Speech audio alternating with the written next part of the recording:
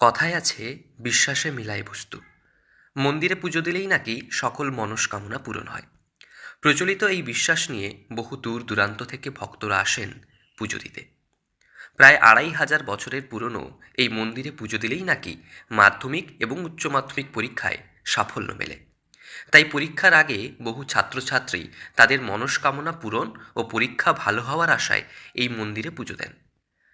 জাগ্রত রূপ ও ভক্তদের বিশ্বাসে সারা বছর ভিড় থাকে পশ্চিম মেদিনীপুরের নারায়ণগড়ের লৌকিক এই দেবীর মন্দিরে। পশ্চিম মেদিনীপুরের নারায়ণগড় ব্লকের টাকলা এলাকায় রয়েছে লৌকিক দেবী চণ্ডীর মন্দির। জানা গিয়েছে, প্রায় ২৫০০ বছরেরও বেশি পুরনো এই লৌকিক দেবীর মন্দির। দূর দূরান্ত থেকে বহু মানুষ আসেন তাদের মনস্কামনা পূরণের আশায়। বিশেষত্ব এখানে মাকে যে যেমন ভাবে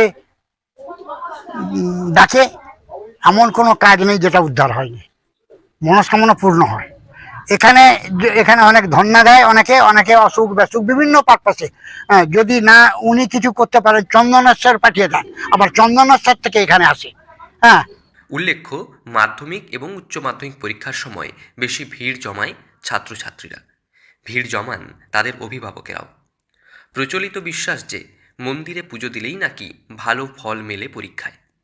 অলৌকিক বলতে এখানে মানুষ যে যেটা চায় সেটাই পায়। এই মাধ্যমিক উচ্চ মাধ্যমিক পরীক্ষার সময় হলে প্রত্যেক স্কুল থেকে ক্ষীরভোগ এসছে, এখানে প্রচুর আসছে। ভরসার কিছু নাই তো, ঠাকুরকে যেমন চাইবে তেমনই ঠাকুর চাইবে।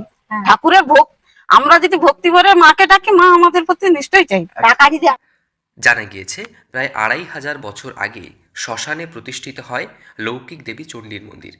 ভক্তদের মনস্কামনা পূরণের পর ধীরে ধীরে প্রসার বাড়ে দেবীর। মনস্কামনা পূরণের আশায় প্রতিদিনই বেশ ভিড় থাকে মন্দিরে। প্রসাদ হিসেবে পায়েস, ফলমূল নিবেদন করা হয় দেবীর কাছে। বছরে নির্দিষ্ট সময়ে পুজোর দিনে রাজ্যের বিভিন্ন জায়গা থেকে বহু ভক্ত আসেন প্রত্যন্ত গ্রামীণ এলাকার এই মন্দিরে। মনস্কামনা জানিয়ে সুতোয় পাথর বেঁধে ঝুলিয়ে দেন ভক্তরা। মনস্কামনা পূরণের পর মন্দিরে এসে পুজোও দিয়ে যান তারা। এভাবেই দিনের পর দিন ব্যাপ্তি ঘটছে লৌকিক দেবী